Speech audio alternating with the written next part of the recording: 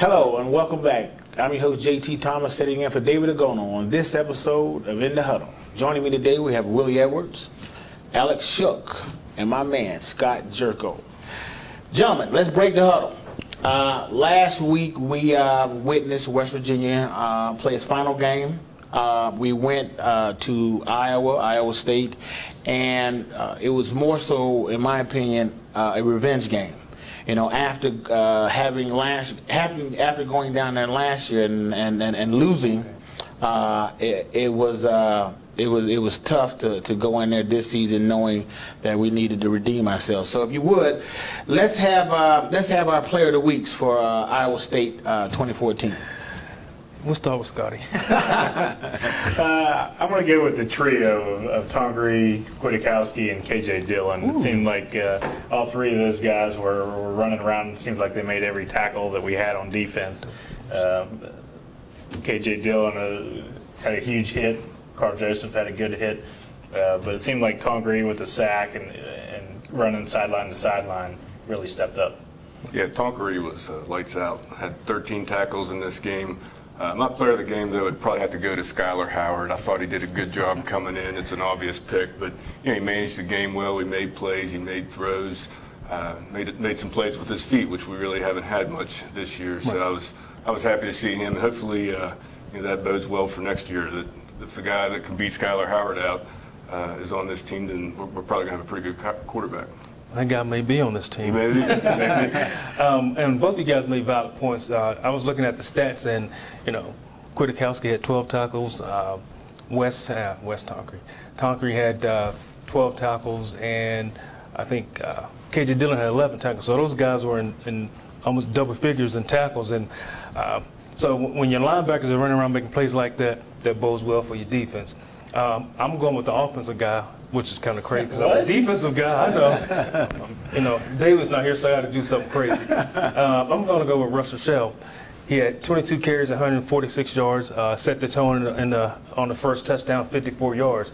And I've been saying it all year. Anytime we have a guy rush over 100 yards, our offense usually does well. And I don't think there's many times we rushed for 100 yards and we haven't won a game this week. So I'm going to go with Russell.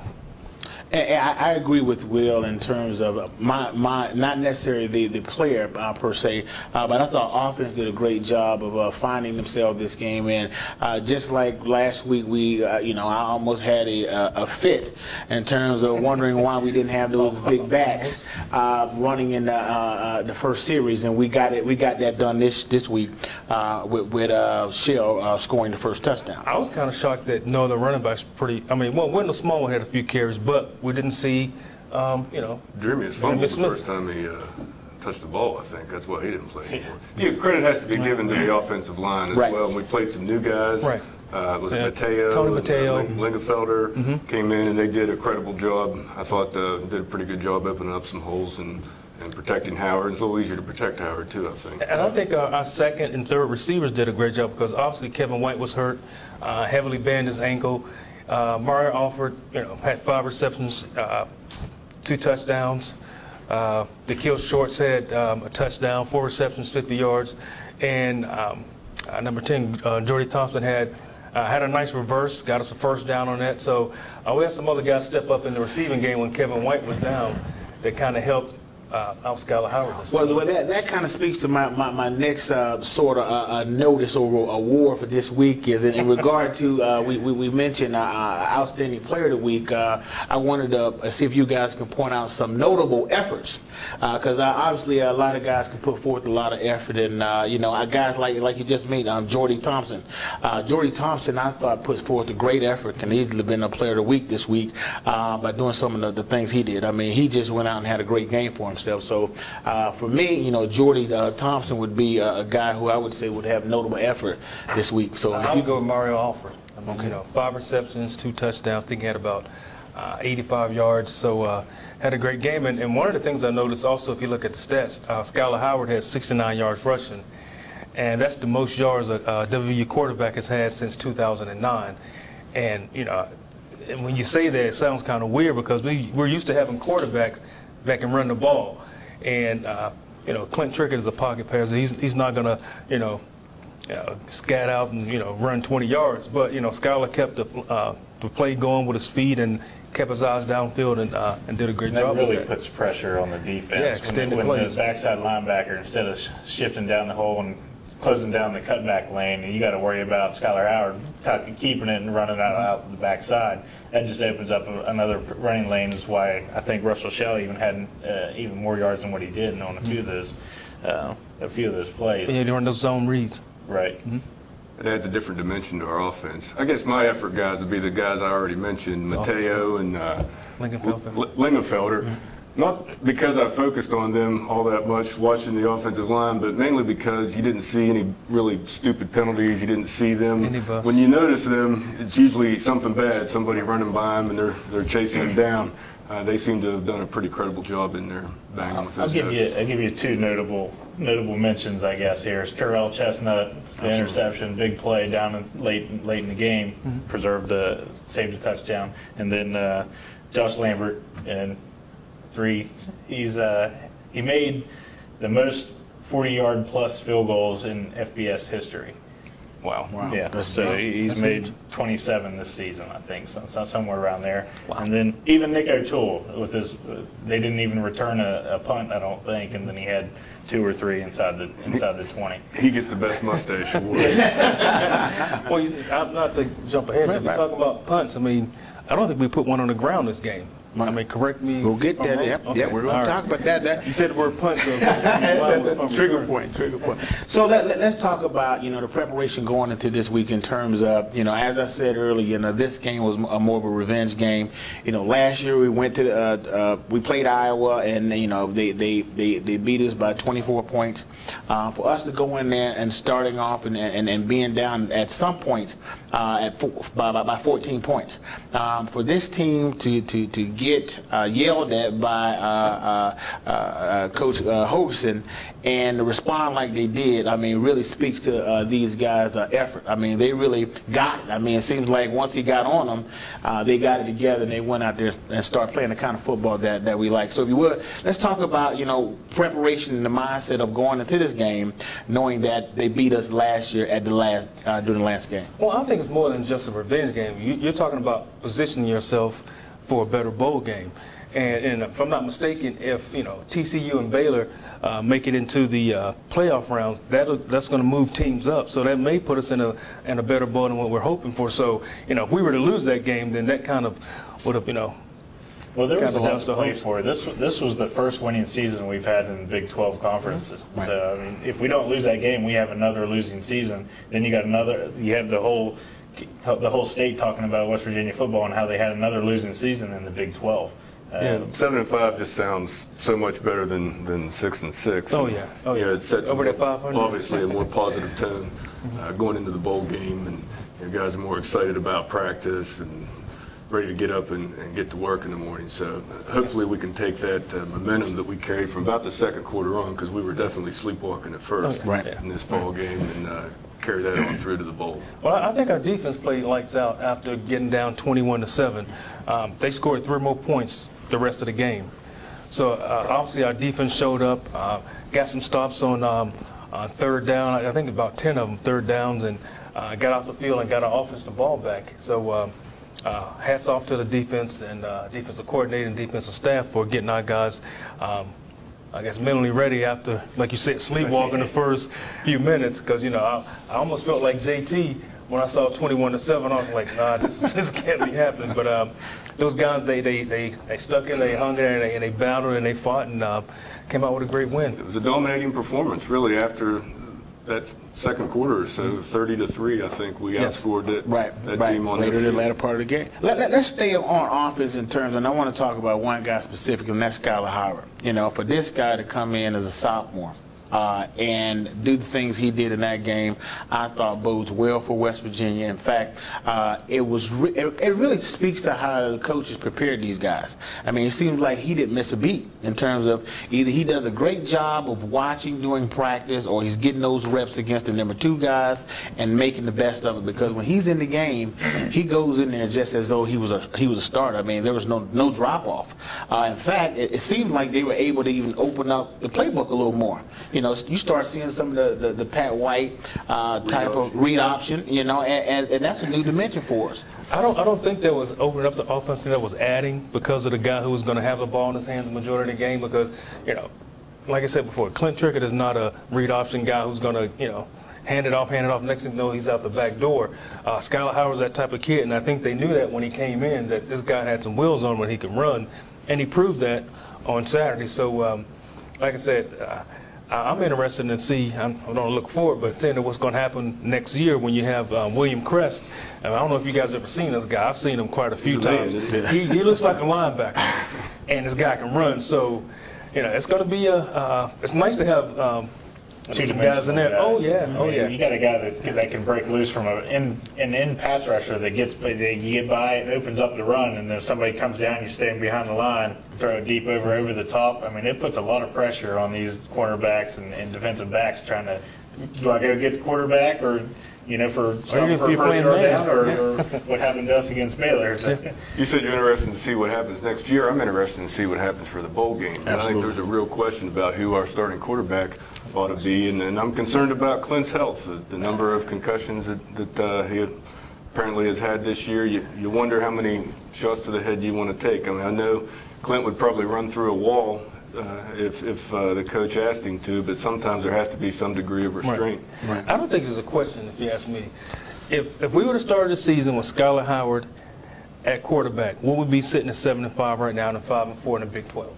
I mean, I think that's a big hypothetical. I mean, you know, Clint came in with a lot of experience, and he kind of knew the offense. And you know, I thought the relationship between he and Kevin White was something that matured from last year. I don't know if Skylar Howard, in fact, the Skylar Howard and White did not connect very well in these last two games, you know. So we don't know if we get the same type of showing because of the relationship. So I think that'd be a huge hypothetical to put Skylar Howard in the same conversation as Trent this year. Not to take anything away from Skylar Howard. I think he's an up-and-coming, and it's going to be great to have the problem that we're having in terms of having two great quarterbacks being able to compete here at West Virginia. It's a great problem for us to have.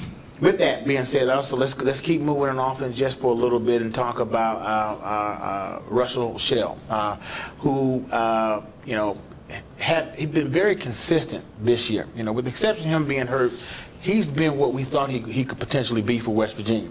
He's come in, he's run the ball hard. He's been, as I mentioned last week, he scored within the first couple series and maybe 7 out of the last couple games that he was in. I'm excited about these guys. I'm excited to see what these guys do during the bowl game.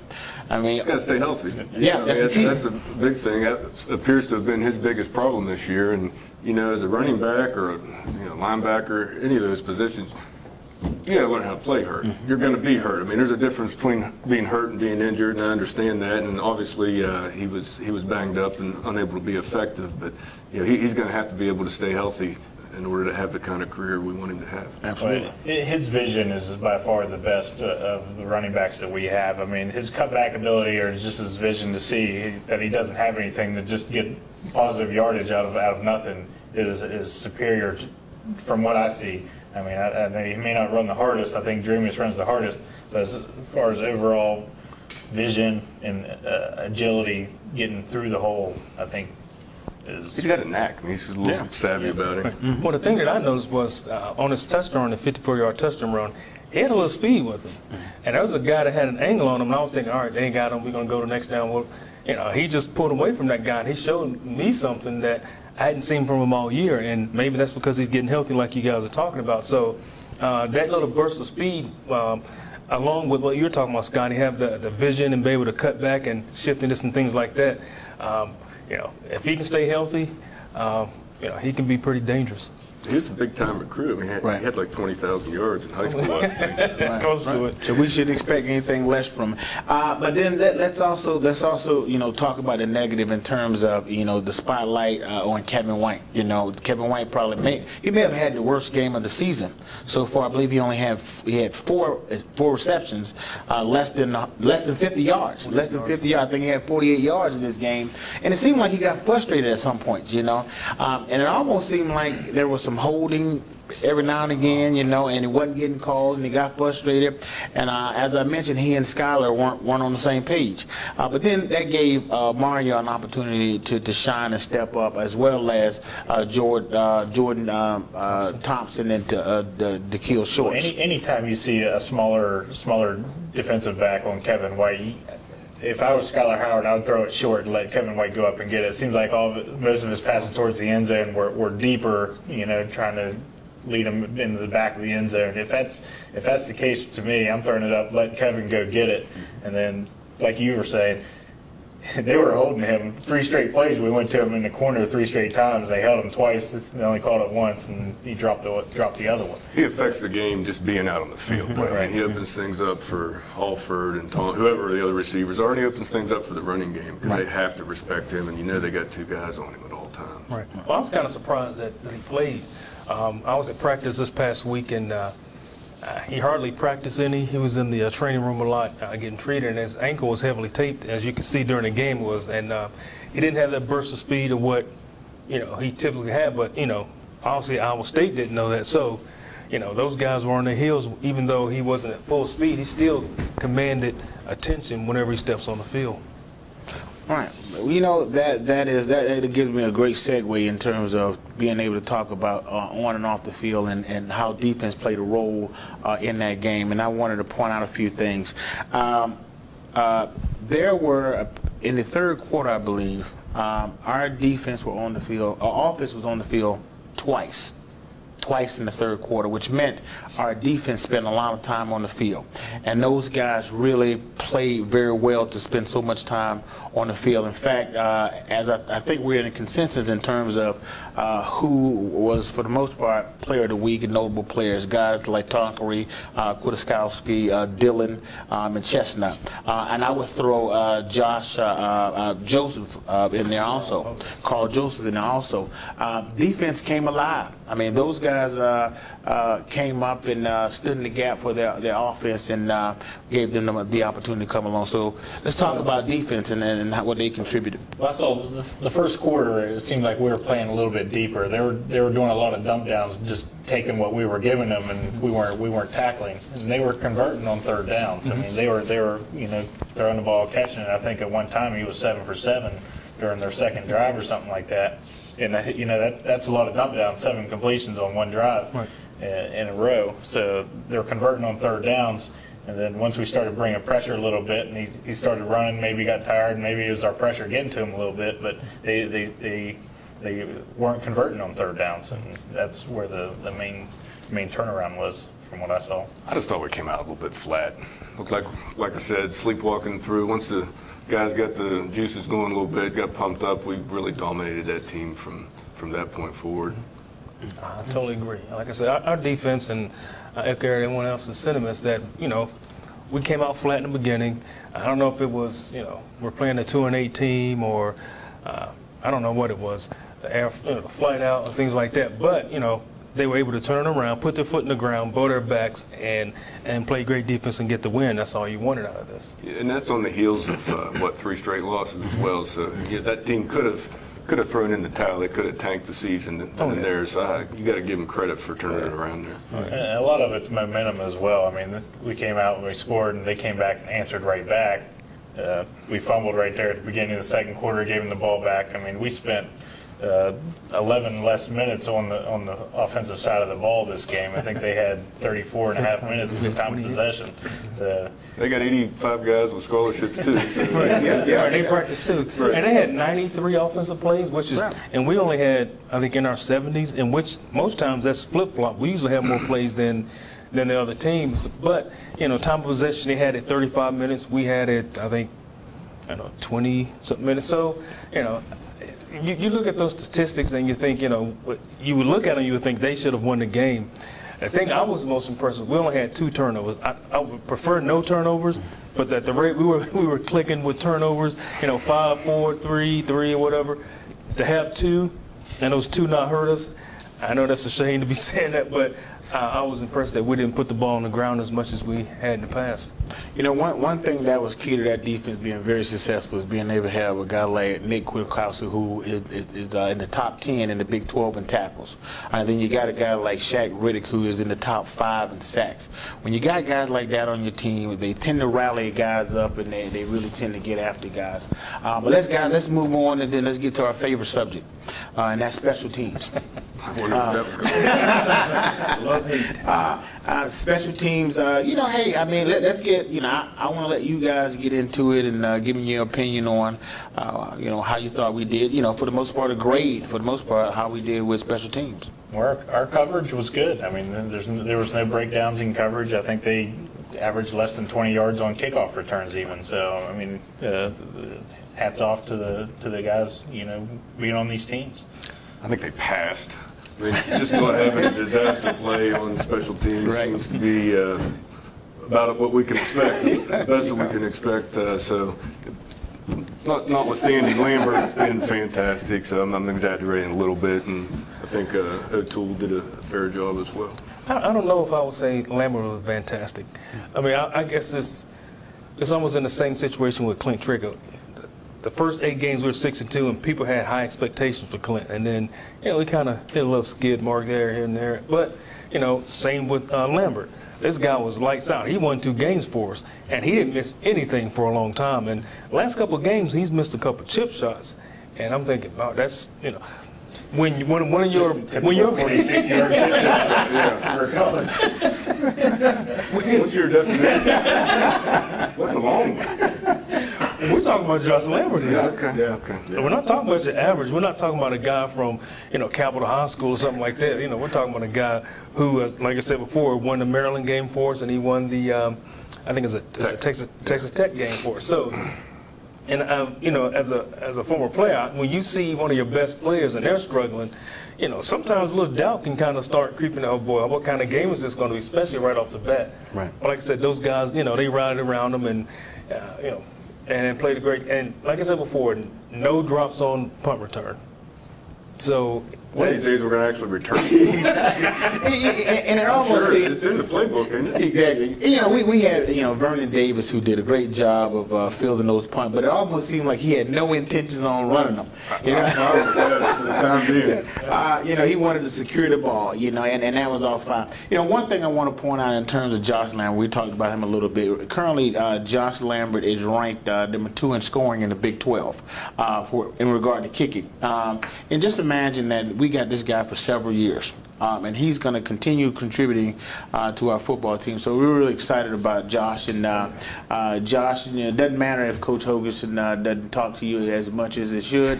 Know that the guys here at In the Huddle, we're with you, man. Yes, sir.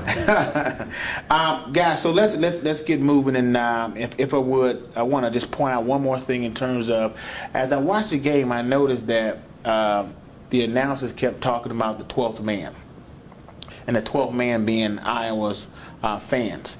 After that first quarter, it seemed like that 12th man got real solid.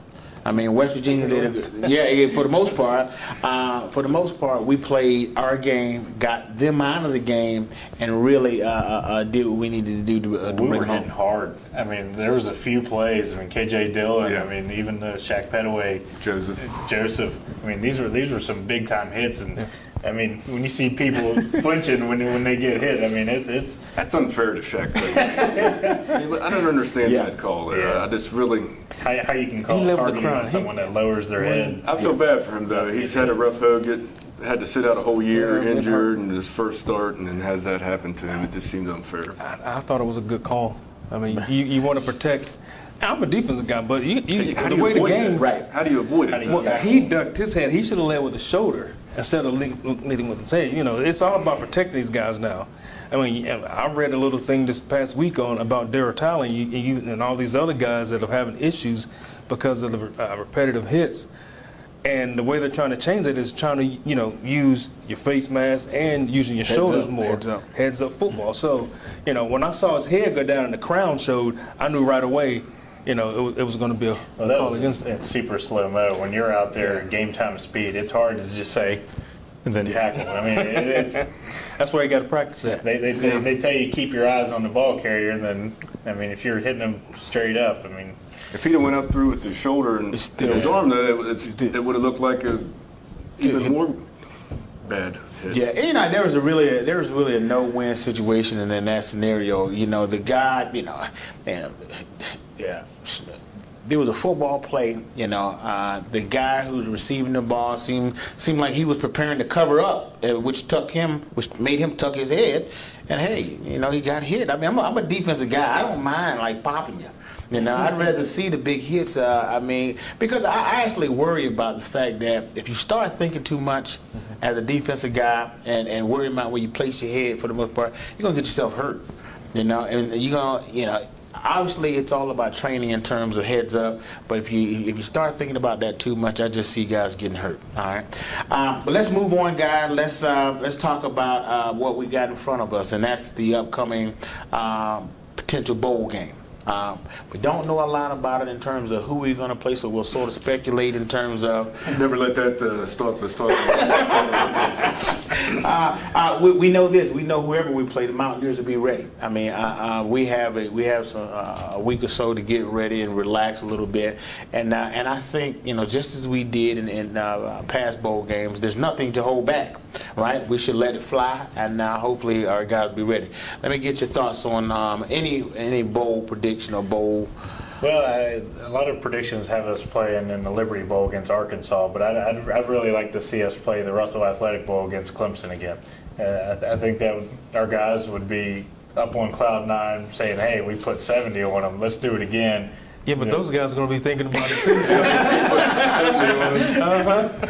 I mean, any bowl I think is going to be great for this team coming off of a 4-8 year and really turning things around. And yeah, it's good for the psyche of the program and the players and sets a tone for next year. I don't care who we play. I've heard Tennessee, Arkansas, Clemson, all those would be fantastic opponents with fantastic fan bases, and we ought to just be happy to be there, right. I think, but there to win the game, obviously. Right. Absolutely. Well, like I said, I've heard the same, you know, rumblings, Arkansas, Tennessee. I've watched Arkansas the past couple of weeks. I'm not really sure if I want to, you know, I know they lost this past week, but Arkansas is a very good football team. But like you said, it's a bowl game. A lot of times you don't really care about who you're playing. You want to be able to go and enjoy the bowl and things like that. I think this time off we have coming up is a great time for our guys. We have a lot of guys injured. You know, you have Kevin White, you know, Clint Trickett, you know, Russell Shell. He's still a little banged up. You know, Quentin Spain. All these guys, we need to get those guys healthy before we even start preparing for a bowl game. So this week off and leading up until the bowl game, I don't even know what the date around that Liberty 29th. Bowl time is, the 29th? Latter part of December. So, you know, we got 3 weeks pretty much. Well, that's the thing that nobody knows about. If you don't go to a bowl game, these younger guys don't get reps. Right. They get those extra practice. Get extra practice. I mean, it's basically spring ball for the young guys. Mm-hmm. I mean, this extra 3 weeks is crucial for getting the younger guys reps.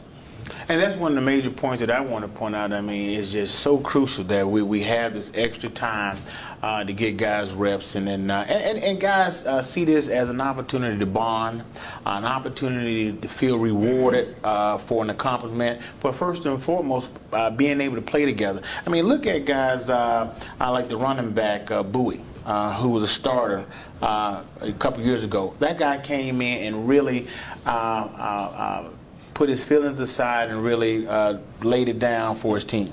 Well, I'll tell you what, if you watch special teams, especially on the kickoff, the last couple of weeks, he's the first guy down on kickoff every time. I mean, he's made some big hits. And you're talking about a guy, like you said, JT, who was a starting running back for us. You know, some things happen against Texas. Yeah. Mm-hmm. And, you know, next thing you know, this guy's the first guy down on the kickoff team. I mean, just, you know, ripping people. And I was sitting there watching the game, and I see this blur, and he hits the guy from outside. And I was like, who is that? And then gets up in his number 13. I'm like, wait a minute, he's one of our top tailbacks for a while. Mm-hmm. But it goes to show you what type of men we have on that football team, that they're willing to put, you know, a little selfish things aside and do what's good for the football team and the program. Yep, good for him. All right, wrapping up, guys. You know, it really just speaks to the character of our program. I mean, guys like, you know, Bowie and all those other guys, it just really speaks to where we're going as an organization. So, guys, we're at that point where we gotta shut her down, and We wanted to, first and foremost, thank everybody for supporting us and coming out. We won't be back next week. We'll be preparing for the bowl game, so you won't see us in the up and coming weeks. But I do want to thank you and have you check us out at thedpost.com for more updates and coverage on Mountaineer sports. Until then, stay in the huddle.